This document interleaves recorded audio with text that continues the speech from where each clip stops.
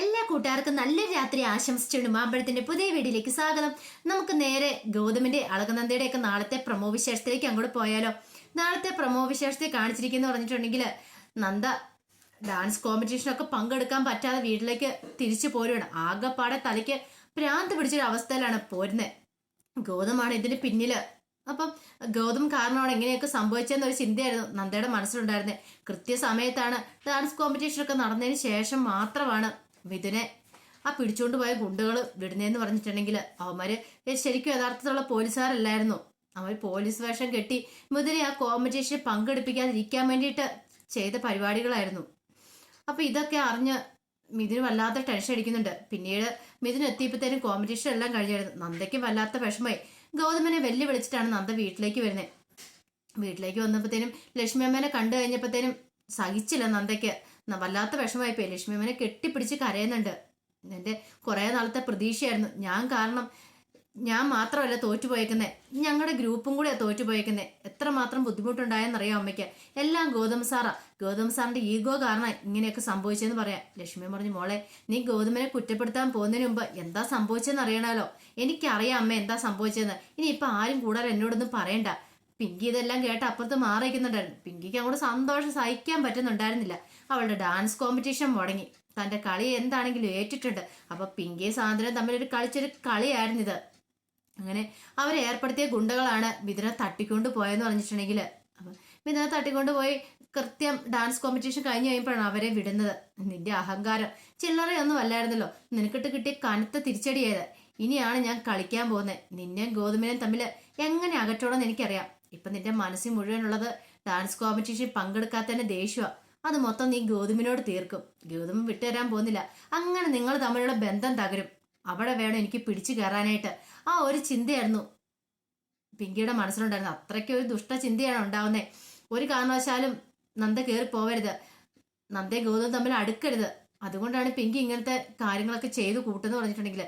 കൂട്ടനാണെങ്കിൽ സാന്ദ്രയും കൂടെ ഉണ്ട്. അങ്ങനെ ലക്ഷ്മി അമ്മയോട് വന്ന് കാര്യങ്ങളൊക്കെ പറഞ്ഞുകൊണ്ടിരിക്കുന്ന സമയത്ത് പിങ്കി ഇതെല്ലാം സസൂക്ഷ്മം വീക്ഷിച്ചുകൊണ്ടിരിക്കുവായിരുന്നു.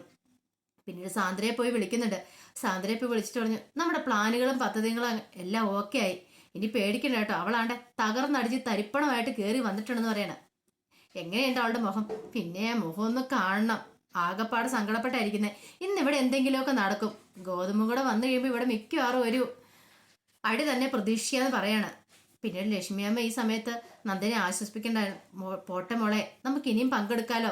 നീ അതോർത്ത് ടെൻഷൻ അടിക്കണ്ട. കഴിഞ്ഞ കാര്യം കഴിഞ്ഞു. ഇനിയിപ്പോൾ അതിനെക്കുറിച്ച് പറഞ്ഞ് ഊതിപ്പെരിപ്പിച്ചിട്ട് കാര്യമുണ്ടോ എന്ന് ചോദിക്കുകയാണ്. പിന്നീട് കുടുംബത്തിലെല്ലാവരും പറഞ്ഞു. പവിത്രയും മോഹിനി എല്ലാവരും പറഞ്ഞു. പവിത്ര അറിയുമ്പത്തിന് ഓടി എന്ന് ചോദിച്ചു, എന്ത് പറ്റി നന്ദേച്ചി? Dance competition നടന്നില്ലേ? ഓ, എനിക്ക് ഭയങ്കര ആഗ്രഹമായിരുന്നു ചേച്ചിയുടെ പെർഫോമൻസ് കാണാൻ വരണമെന്നുള്ളത്. എന്ത് പറയാനാ, ഈ വീട്ടിലാരും സമ്മതിക്കാത്തോണ്ടാ. അല്ല, ഞാൻ ഉറപ്പായിട്ടും വന്നേനോന്ന് പറയാണ്. ഇനിയിപ്പോൾ പറഞ്ഞിട്ട് കാര്യമല്ലോ. അത് മുടങ്ങിപ്പോയില്ലേ എന്ന് ചോദിക്കുകയാണ്. മോഹിനി പറഞ്ഞു, എന്തൊക്കെയായിരുന്നു? ഡാൻസ് കോമ്പറ്റീഷൻ പങ്കെടുക്കുന്നു, പ്രൈസ് കിട്ടുന്നു. നിമിഷ നേരം കൊണ്ടല്ലേ എല്ലാം വെറുതെ പോയത്.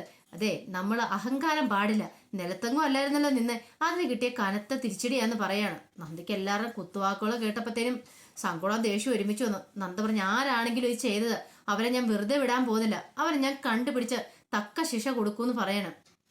പിന്നീട് അങ്ങനെ സംസാരിച്ചുകൊണ്ടിരിക്കുന്ന സമയത്താണ് ഗൗതം വീട്ടിലേക്ക് വരുന്നത്. ഗൗതമിനെ കണ്ടത് ലക്ഷ്മിയമ്മ അങ്ങോട്ട് ഓടിച്ചെണ്ടി വെച്ചു. എടാ ഗൗതം, എന്താ ഞാൻ ഈ കേൾക്കണേന്ന് ചോദിക്കുകയാണ്. എന്താ അമ്മേ, എന്താന്ന് ചോദിക്കണം. മോനെ, നീയാണോ മിഥുനെ ഇന്ന് അറസ്റ്റ് ചെയ്തുകൊണ്ട് പോയെന്ന് ചോദിക്കണം.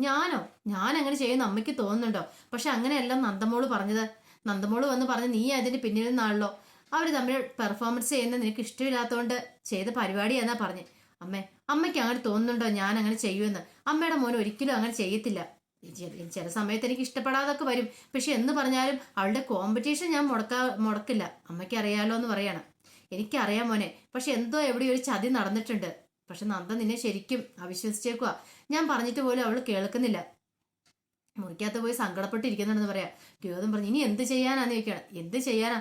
എന്തെങ്കിലും പറഞ്ഞ് അവളുടെ ഒരു മനസ്സ് മാറ്റിയെടുക്കണം. അവള് വല്ലാത്ത ടെൻഷനിലായിരിക്കുന്നത്. ഇല്ലെങ്കിൽ അവൾ എന്താ കാണിച്ചു കൊടുന്ന് പറയാൻ പറ്റില്ല.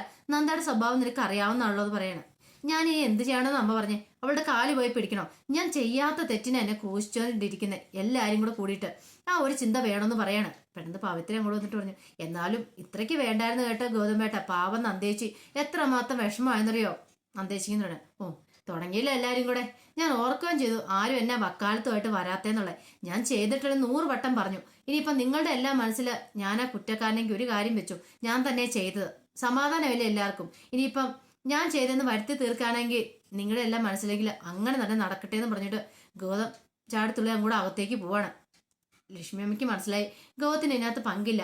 അവനുണ്ടായിരുന്നെങ്കിൽ അവൻ ഇത്ര രോഷാകുലനാകില്ലായിരുന്നു.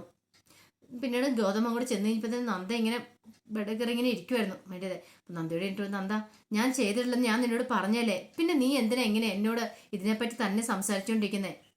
നന്ദ പറഞ്ഞു, എനിക്കറിയാം ഗൗതം സാറേ, ആരെ ചെയ്തെന്നൊക്കെ നന്നായിട്ടറിയാം. ഇനി കൂടുതൽ എന്നോടൊന്നും പറയാൻ പോണ്ട.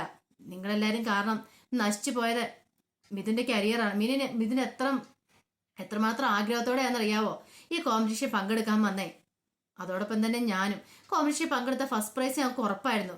പക്ഷെ അതാ ഗൗതം സാർ നശിപ്പിച്ച. ഇത് ഞാൻ ഒരിക്കലും മറക്കില്ല ജീവിതത്തിൽ എന്ന് പറയാണ്. ഗൗതം, നീ തെറ്റിദ്ധരിച്ചിരിക്കുക നന്ദാന്ന് പറഞ്ഞെ. തെറ്റിദ്ധരിച്ചിരിക്കുവല്ല, ഞാൻ ശരിയായ പാതയിൽ തന്നെയാന്ന് എനിക്കറിയാം എന്നൊക്കെ നന്ദ പറയും. നന്ദയെ ഒട്ടും വിട്ടുകൊടുക്കാനായിട്ട് സമ്മതമല്ലായിരുന്നു. പിന്നീട് കാണിക്കുന്നു പറഞ്ഞിട്ടുണ്ടെങ്കിൽ വിദ്യാസാഹിബത്തിൽ ലക്ഷ്മി അമ്മ ഇങ്ങനെ ഓരോ ജോലികളൊക്കെ ചെയ്തുകൊണ്ടിരിക്കുമ്പോഴാണ് പിങ്കി അവിടെ ഫോൺ ചെയ്തുകൊണ്ട് നിൽക്കുന്നുണ്ട്. അപ്പോൾ ഫോൺ ചെയ്ത് പിങ്കിയുടെ സംസാരമൊക്കെ എടുപ്പോൾ ലക്ഷ്മി അമ്മയ്ക്ക് ഒരു സംശയമായി. ലക്ഷ്മി അമ്മ പറഞ്ഞു, ഇനി പിങ്കിയുടെ വല്ല പണിയും പ്ലാനുകളാണോ പറയാൻ പറ്റില്ല. പിങ്കി ഇതിനേക്കാളും വലിയ നാടകങ്ങളൊക്കെ കളിച്ചിട്ടുണ്ട്. അപ്പം അതൊക്കെ ലക്ഷ്മി അമ്മ പിങ്കിയുടെ അടുത്തേക്ക് ചെല്ലുവാണ്. പിങ്കിയോട് ചോദിച്ചു, പിങ്കി അല്ല നിനക്ക് എന്തോ മുഖത്തൊരു കള്ളത്തരം ഉണ്ടല്ലോ, എന്താന്ന്? ഒന്നുമില്ല ലക്ഷ്മി അമ്മ. അല്ല എന്തോ ഉണ്ട്. നിനക്ക് ആ നന്ദയും ഇതിലും തമ്മിലുള്ള പെർഫോമൻസിൽ അവരുടെ കോമ്പറ്റീഷൻ എന്തെങ്കിലും പങ്കുണ്ടോ നിൽക്കുക? എനിക്കോ? എന്താ ലക്ഷ്മി അമ്മ അങ്ങനെ പറഞ്ഞേ? ഞാൻ വെറുതെ പറഞ്ഞെന്നുള്ളൂ. എനിക്ക് ഇന്നലെ ഇപ്പൊ ഫോൺ വിളിയൊക്കെ കേട്ട് കഴിഞ്ഞപ്പോൾ എനിക്ക് ചില സംശയങ്ങളൊക്കെ തോന്നിയെന്ന് പറയാണ്. അപ്പൊ എനിക്ക് പറഞ്ഞു, ഞാൻ അങ്ങനെയൊക്കെ ചെയ്യുമോ? ആ നന്ദയുടെ പെർഫോമൻസ് മുടക്കിയിട്ട് എനിക്ക് എന്ത് കിട്ടാനാന്ന് ചോദിക്കും. ലക്ഷ്മി പറഞ്ഞു, ഈ വീട്ടില് ഏറ്റവും കൂടുതൽ നന്ദയുടെ ശത്രുതയുള്ള നീയല്ലേ, നിനക്കല്ലേ ശത്രുത വരുള്ളൂ, അതുകൊണ്ടാണ് നിന്നോട് ഞാൻ ചോദിച്ചേ. പക്ഷെ നിനക്കെങ്ങാനും ഇതിനകത്ത് പങ്കുണ്ടെന്ന് അറിഞ്ഞിട്ടുണ്ടെങ്കിൽ ഒരിക്കലും നന്ദ നിന്നെ വെറുതെ വിടില്ല. നന്ദ മാത്രമല്ല, ഗൗതമം വെറുതെ വിടില്ല. പിന്നെ എന്താ സംഭവിക്കാൻ പോകുന്ന അറിയാലോ. ഇപ്പൊ പ്രതിസ്ഥാനത്ത് നിൽക്കുന്ന ആള് ഗൗതം താനെല്ലാം തെളിയിച്ചു കഴിഞ്ഞിട്ടുണ്ടെങ്കിൽ അതിന്റെ യഥാർത്ഥ പ്രതികൾ ആരാന്ന് അറിഞ്ഞിരിക്കും. ഒന്നുമല്ലല്ലോ, അവൻ എന്റെ മോനാ, അവനൊരു പോലീസ് ഓഫീസറാ, അവന് തെളിയിച്ചിരിക്കും. അങ്ങനെ വന്നിട്ടുണ്ടെങ്കിൽ പിന്നെ അറിയാലോ എന്താ സംഭവിക്കുന്നതെന്ന്. ഇത് ചെയ്ത ആരെയും നന്ദ വെറുതെ വിടാൻ പോകുന്നില്ല, നന്ദയും ഗൗതം. പിന്നെ ഈ വീടിന് വെളിയിലായിരിക്കും അവരുടെ സ്ഥാനം എന്ന് പറയാം. ഇത് കേട്ടുകഴിഞ്ഞപ്പോൾ പിങ്കിയിലൊരു ഞെട്ടലുണ്ടായി. അങ്ങാനും പിടിക്കപ്പെടുമോ എന്നൊരു ചിന്തയുണ്ടാകുന്നുണ്ട് പിങ്കിയില്. അങ്ങനെ സംഭവിക്കുകയില്ല. അങ്ങനെ സ്വയം ഒന്ന് ആശ്വസിക്കുകയാണ് പിങ്കി ചെയ്യുന്നു പറഞ്ഞിട്ടുണ്ടെങ്കിൽ ലക്ഷ്മിയമ്മയ്ക്ക് ഒരു കാര്യം ഉറപ്പായി, പിങ്കിക്ക് ഇതിനകത്ത് എന്തോ നല്ലൊരു പങ്കുണ്ട്. അതാണ് പിങ്കി ഇങ്ങനെ ഭയക്കുന്നത്. താൻ ചോദിച്ചു കഴിയുമ്പോഴത്തേനും അവളുടെ മുഖത്തൊരു വെപ്രാളമൊക്കെ ഉണ്ടാകുന്നുണ്ട്. അപ്പൊ അതിന്റെ വിശേഷങ്ങളൊക്കെയാണ് നമ്മൾ കാണാൻ പോകുന്നത്. ഇനിയിപ്പം നന്ദ ആരാണ് ഈ കോമ്പറ്റീഷൻ പങ്കെടുക്കാതിരിക്കാൻ വേണ്ടി ഇതിന് പിന്നില് പ്രതികാര ബുദ്ധിയോടെ പ്രവർത്തിച്ചെന്ന് അറിയാൻ വേണ്ടിയിട്ട് നന്ദ ഇതിന് പുറകെ ഇറങ്ങി തിരിക്കുകയാണ്. നന്ദ ഇറങ്ങി തിരിച്ചിട്ടുണ്ടെങ്കിൽ അതിന്റെ അവസാനം കണ്ടിട്ട് നന്ദ പിന്മാറുള്ളൂ, സത്യം തെളിയിച്ചിട്ടേ പിന്മാറുള്ളൂ. പിങ്കിയാന്ന് അറിഞ്ഞു കഴിഞ്ഞാൽ പിന്നെ നന്ദയ്ക്ക് മേല് കീഴ് നോക്കാനല്ല, ഇനി നന്ദനെ വലിച്ചു കീറുള്ളൂ പിങ്കി. അപ്പൊ അതിന്റെ പിങ്കിനെ വലിച്ചു കീറുള്ളൂ നന്ദ.